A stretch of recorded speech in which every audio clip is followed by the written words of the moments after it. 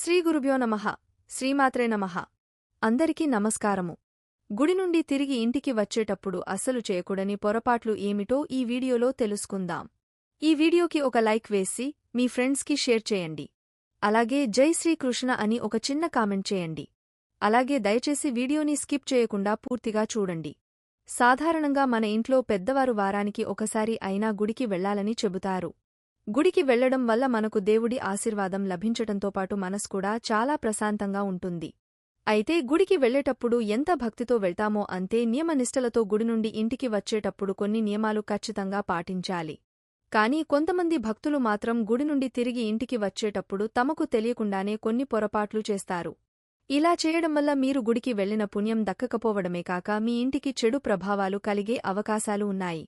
కాబట్టి గుడి నుండి తిరిగి ఇంటికి వచ్చేటప్పుడు అస్సలు చేయకూడని పొరపాట్లు ఏమిటో ఇప్పుడు మనం తెలుసుకుందాం. చాలామంది గుడికి వెళ్లినప్పుడు గుడిలో ఉన్న దేవుని విగ్రహాన్ని ముట్టుకొని నమస్కారం చేస్తారు. కాని ఎట్టి పరిస్థితుల్లోనూ దేవుని విగ్రహాన్ని ముట్టుకోకూడదు. ముఖ్యంగా మహిళలు మాత్రం ఆంజనేయస్వామిని పొరపాటును కూడా తాకరాదు. ఎందుకంటే ఆంజనేయస్వామి బ్రహ్మచర్యం పాటించడం వల్ల మహిళలు తాకకూడదని వేదపండితులు చెబుతున్నారు. ఆగమశాస్త్రం ప్రకారం వేదమంత్రాలతో ప్రతిష్ఠించబడిన దేవుని విగ్రహాలను ముట్టుకోవడం వల్ల అది అపవిత్రం అవ్వవచ్చునని పండితులు సూచిస్తున్నారు. కాబట్టి మీరు గుడికి వెళ్లినప్పుడు దేవుని ఆశీర్వాదం పొందాలంటే భక్తిపూర్వకంగా దేవుడికి నమస్కరించుకోండి. అంతేకాని దేవుని విగ్రహాలు మాత్రం ముట్టుకోవద్దు. ముఖ్యంగా దేవాలయానికి వెళ్లేవారు ఖాళీ చేతులతో మాత్రం అస్సలు వెళ్లకూడదు.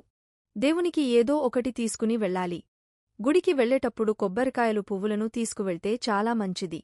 అయితే గుడికి చేరుకుని ముందుగా మీ కాళ్ళు చేతులను శుభ్రం చేసుకుని ఆలయంలోనికి ప్రవేశించి ధ్వజస్తంభం చుట్టూ 3 ప్రదక్షిణలు చేయాలి. ధ్వజస్తంభం దగ్గర పసుపు కుంకుమలు వేసి కొబ్బరికాయని కొట్టాలి. అయితే కొబ్బరికాయ కొట్టిన తర్వాత ఒక కొబ్బరి చిప్ప నిండుగా పంచదారను వేసి ధ్వజస్తంభం దగ్గర ఉంచితే చాలా మంచిది. ఇలా ఎవరైతే చేస్తారో వారికి ఎటువంటి కోరిక అయినా సరే త్వరగా నెరవేరుతాయని ఆధ్యాత్మిక పండితులు చెబుతున్నారు. దేవుణ్ణి దర్శించుకునేటప్పుడు గుడిలో ఉన్న గంటను మీ కుడి చేత్తో 3 సార్లు మ్రోగించాలి. గంటను మోగించడం వల్ల మనస్కి ఆధ్యాత్మిక ఆనందం, మానసిక ప్రశాంతత కలిగే సకల దేవతలను ఆహ్వానం పలికినట్లు అవుతుంది. ముఖ్యంగా ఎర్రటి వస్త్రాలు ధరించి ఆలయానికి వెళ్తే చాలా మంచిది. దేవాలయంలో ఉన్న దేవుని ముందు మన కష్టాలను చెప్పుకొని కంటనీరు పెట్టకూడదు. చాలామంది ఇళ్లలో ఎప్పుడు డబ్బు సమస్యలే ఉంటాయి. మరికొంతమంది ఇళ్లలో ఎంత డబ్బు సంపాదించినా ఇంట్లో డబ్బు నిలవదు. అలాంటివారు గురువారం రోజున దత్తాత్రేయస్వామివారి ఆలయానికి వెళ్లి ఆలయం చుట్టూ 3 ప్రదక్షిణలు చేసి స్వామివారికి పండ్లు పూలు సమర్పించి దర్శనం చేసుకోవడం వల్ల మీకున్న గురుగ్రహ దోషం వల్ల ఏర్పడిన ఆర్థిక, సంతాన సమస్యలు అన్నీ తొలగిపోతాయి. సాయిబాబా ఆలయానికి వెళ్లి ఆలయంలో ఉన్న దునిలో ఒక కొబ్బరికాయలు వేసి అక్కడ ఉన్న విభూతిని ధరించి ఆ దుని చుట్టూ 3 ప్రదక్షిణలు చేస్తే మీ ఇంట్లో డబ్బు సమస్యలు తగ్గుతాయి. చాలామంది గుడిలో దర్శనమైన తర్వాత గుడిలో కూర్చోకుండా వచ్చేస్తారు. కాని ఇలా అస్సలు చేయకూడదు. గుడిలో కనీసం 2 నిమిషాలు అయినా తప్పనిసరిగా కూర్చొని ఆ భగవంతుని ధ్యానించి ఇంటికి రావాలి. అప్పుడే మీ మనస్కు ప్రశాంతత కలుగుతుంది. గుడి నుంచి ఇంటికి తిరిగి వచ్చిన తర్వాత చాలామంది కాళ్ళు కడుక్కుంటారు. అయితే గుడి నుంచి ఇంటికి వచ్చిన వెంటనే కాళ్ళు కడుక్కోకూడదని వేద పండితులు చెబుతున్నారు. 1 నిమిషం పాటు ఇంట్లో కూర్చొని ఆ తర్వాత ఇంట్లోని అన్ని గదుల్లోకి వెళ్లాలి. ఇలా చేస్తే ఆలయ స్వస్థత ఇంట్లోని అన్ని భాగాలకు విస్తరిస్తోంది. గుడి నుంచి ఇంటికి వచ్చిన వెంటనే అసలు స్నానం చేయకూడదు. ఎందుకంటే మనం గుడిలో ఉన్నప్పుడు మన శరీరం అంతా దైవశక్తులతో నిండి ఉంటుంది. అంటే మన శరీరం మొత్తం పాజిటివ్ ఎనర్జీతో ఉంటుంది. కాబట్టి ఈ పాజిటివ్ ఎనర్జీతో ఇంటికి వచ్చిన వెంటనే స్నానం చేస్తే ఆ పాజిటివ్ ఎనర్జీ అంతా తొలగిపోతుంది. దీనివల్ల మీరు భగవంతుని దర్శనం చేసుకున్న కూడా పుణ్యం మాత్రం లభించదు. అందుకే గుడి నుండి ఇంటికి వచ్చిన వెంటనే కాళ్ళు కడుక్కోవడం, స్నానం వంటివి చేయరాదు. శివాలయం చుట్టూ మాత్రం మిగతా ఆలయాలు మాదిరిగా ప్రదక్షిణలు చేయకూడదని శాస్త్రాలు చెబుతున్నాయి. ఒకవేళ శివాలయంలో ప్రదక్షిణలు చేస్తే సోమసూత్ర ప్రదక్షిణలు మాత్రమే చేయాలి. శివాలయంలో చేసే ప్రదక్షిణను చండీ ప్రదక్షిణం లేదా సోమసూత్ర ప్రదక్షిణం అంటారు. శివాలయంలో ఉండే ధ్వజస్తంభం దగ్గర నుంచి ఎడమ పక్కగా గర్భాలయం వెనక ఉన్న సోమసూత్రం వరకు వెళ్లి వెనక్కి తిరగాలి. కానీ సోమసూత్రం మాత్రం దాటకూడదు. మళ్లీ వెనక్కి తిరిగి ధ్వజస్తంభం దగ్గరకు వచ్చి ప్రదక్షిణ మొదలుపెట్టాలి. సోమసూత్రం అంటే గర్భగుడిలో శివుడికి అభిషేకం చేసిన జలం బయటికి వెళ్లేదారి. లింగ పురాణం ప్రకారం సోమసూత్రాన్ని దాటడం వల్ల మీరు చేసే ప్రదక్షిణకు ఎటువంటి ఫలం ఉండదు. ధ్వజస్తంభం దగ్గరికి వచ్చి ఒక క్షణం ఆగి మళ్లీ సోమసూత్రం వరకు వెళ్లాలి. ఇలా 3 ప్రదక్షిణలు పూర్తి చేయాలి. శివాలయంలో ప్రదక్షిణలు చేసే సమయంలో సోమసూత్రాన్ని దాటకూడదు. అక్కడ ప్రమద గణాలు కొలువై ఉంటాయని వారిని దాటితే తప్పు చేసిన వాళ్లు అవుతారని శాస్త్రాలు చెబుతున్నాయి. లింగ పురాణం ప్రకారం శివాలయంలో ఈ విధంగా చేసే ఒక ప్రదక్షిణ 10,000 ప్రదక్షిణాలతో సమానంగా భావిస్తారు. మీ శక్తి అనుసారం ఈ విధంగా ప్రదక్షిణలు చేయవచ్చు. ప్రదక్షిణలు బేసి సంఖ్యలో చేయాలి. 3, 5, 7 ఇలా ఎన్ని ప్రదక్షిణలు అయినా చేయవచ్చు. గుడిలో దర్శనమైన తర్వాత నేరుగా ఇంటికి రావాలి. వేరేవారి ఇంటికి వెళ్లకూడదు. ఇలా గుడి నుండి ఇంటికి వస్తే ఇల్లంతా దైవశక్తులతో నిండిపోతుంది. గుడిలో ఇచ్చిన దేవుని ప్రసాదాన్ని చాలామంది ఇంటికి వచ్చే దారిలో తింటూ ఉంటారు. కాని అలా అస్సలు చేయకూడదు. దేవాలయంలో ఇచ్చిన ప్రసాదాన్ని గుడిలోనే తినాలని వేద పండితులు చెబుతున్నారు. గుడిలో మీరు కోరుకున్న కోరికలు నెరవేరాలంటే పూజారిగారు మీ తలపై సటగోపం పెట్టేటప్పుడు మీ కోరికను మీ మనసులో ఉన్నదాన్ని అప్పుడు దేవునికి చెప్పండి. ఎందుకంటే సటగోపంపైన విష్ణు పాదాలు ఉంటాయి. కాబట్టి మన తలపై సటగోపం పెట్టేటప్పుడు ఏదైనా కోరుకుంటే మీరు అనుకున్న కోరిక నేరుగా ఆ దేవుని పాదాల చెంతకు చేరుతుంది. అలాగే చాలామంది గుడికి వెళ్ళినప్పుడు ప్రదక్షిణలు చేస్తూ ఉంటారు. కొందరు 3 ప్రదక్షిణలు చేస్తే మరికొందరు 5 లేదా 11 ప్రదక్షిణలు చేస్తారు.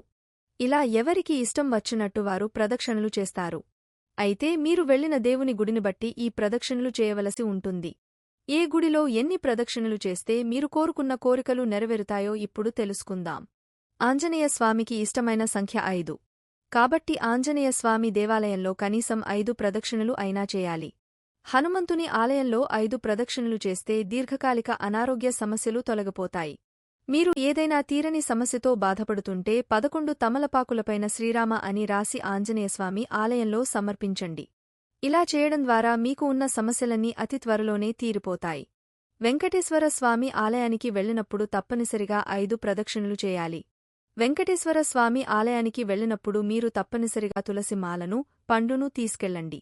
వెంకటేశ్వర స్వామికి తులసిని సమర్పించడం ద్వారా మీరు కోరుకున్న కోరికలు ఖచ్చితంగా నెరవేరుతాయి. శ్రీనివాసునికి తులసి మాల అంటే ఎంతో ఇష్టం. శ్రీవెంకటేశ్వర స్వామి ఆలయంలో ప్రదక్షిణలు చేసేటప్పుడు ఓంకార నామాన్ని జపిస్తూ ప్రదక్షిణలు చేయాలి. ఇలా చేయడం వల్ల మనం కోరుకున్న కోరికలు ఖచ్చితంగా నెరవేరుతాయని ఆధ్యాత్మిక పండితులు చెబుతున్నారు. అమ్మవారి దేవాలయానికి వెళ్లినప్పుడు తప్పనిసరిగా 3 ప్రదక్షిణలు చేయాలి. ఎన్ని ప్రయత్నాలు చేసినా కొంతమందికి వివాహం కుదరదు. కుదిరినట్లే కుదిరి చెడిపోతుంటాయి. అలాంటివారు శుక్రవారం రోజున అమ్మవారి గుడికి వెళ్లి నెయ్యితో తడిపిన వత్తులను బెల్లం మీద ఉంచి దీపం వెలిగించాలి. తర్వాత అమ్మవారికి ఇష్టమైన బెల్లం పరమాన్నం లేదా పులిహోర నైవేద్యంగా పెట్టాలి. ఇలా చేయడం వల్ల అమ్మవారి అనుగ్రహంతో మీరు కోరుకున్న కోరికలు ఖచ్చితంగా నెరవేరుతాయని వేద పండితులు చెబుతున్నారు. అమ్మవారి దర్శనం అనంతరం ఆలయంలో కనీసం 2 లేదా 3 నిమిషాలు కూర్చుని ఓం శ్రీమాత్రే నమః అనే మంత్రాన్ని జపించండి. మీకు అంతా శుభమే జరుగుతుంది. సాయిబాబా ఆలయంలో 5 లేదా 9 ప్రదక్షిణలు చేయాలి. ఆలయంలో ఉన్న విభూది నుదిటిపై ధరించాలి. తర్వాత సాయిబాబాకు ఇష్టమైన తెల్లని స్వీట్లు ఆలయంలో చిన్నపిల్లలకు పంచిపెడితే మీకున్న ఆర్థిక సమస్యలు తొలగిపోతాయి. వినాయకుడి గుడి చుట్టూ 3 సార్లు ప్రదక్షిణలు చేస్తే చాలా మంచిది. మనసులో కోరికలు నెరవేరుతాయి. తర్వాత గర్భగుడిలో ఉన్న స్వామివారిని దర్శించుకోవాలి. ఆలయంలో దేవుడికి ఎదురుగా నిలబడి ఎప్పుడూ దర్శనం చేసుకోకూడదు. దేవాలయంలో దేవుని దర్శనం చేసుకునేటప్పుడు విగ్రహానికి కుడివైపున లేదంటే ఎడమవైపు నిలబడి దర్శనం చేసుకోవాలి.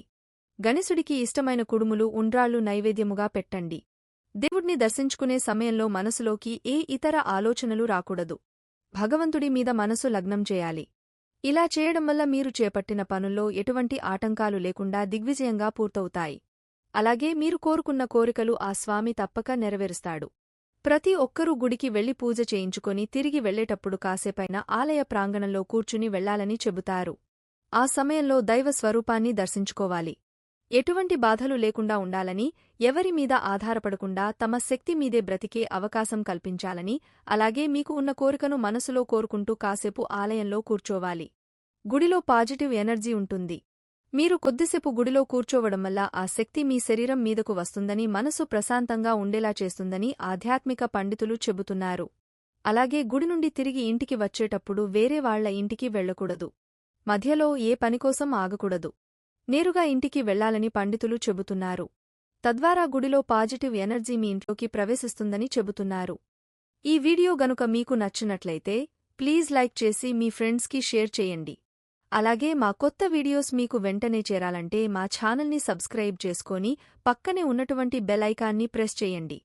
ధన్యవాదములు.